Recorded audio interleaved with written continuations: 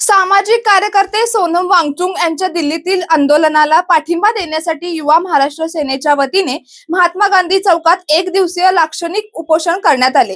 केंद्र सरकारने आंदोलनकर्त्यांच्या रास्ता मागण्यांची तातडीने दखल घेऊन सकारात्मक निर्णय घ्यावा अशी मागणी यावेळी करण्यात आली। उपोषणादरम्यान केंद्र शासनाचे लक्ष वेधण्यासाठी स्वाक्षरी मोहीम राबविण्यात आली। या मोहिमेला नागरिक, युवक तसेच विविध सामाजिक संघटनांच्या प्रतिनिधींकडून उत्स्फूर्त प्रतिसाद मिळाला। आंदोलनकर्त्यांनी केंद्र सरकारने जनभावनेचा आदर करून दिल्लीतील आंदोलनकर्त्यांशी त्वरित चर्चा करून तोडगा काढावा अशी मागणी केली। या आंदोलनात युवा महाराष्ट्र सेनेचे प्रमुख सॅम आठवले, सचिन बेलेकर, जुबेर खतीब, राहुल लोकरे, सदाशिव बंडिगनी, रवी कवडे यांच्यासह पदाधिकारी व कार्यकर्त्यांनी सहभाग घेतला।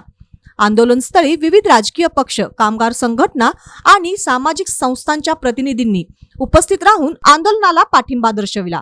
शिवसेना उद्धव बाळासाहेब ठाकरे, राष्ट्रवादी काँग्रेस शरदचंद्र पवार गट, लाल बावटा आम आदमी पार्टी, राष्ट्र सेवा दल, संविधान परिवार आदी संघटनांच्या पदाधिकारी व कार्यकर्त्यांनीही आंदोलनस्थळी भेट देत ऐक्य व्यक्त केले। आंदोलन शांततेत आणि शिस्तबद्ध वातावरणात पार पडले।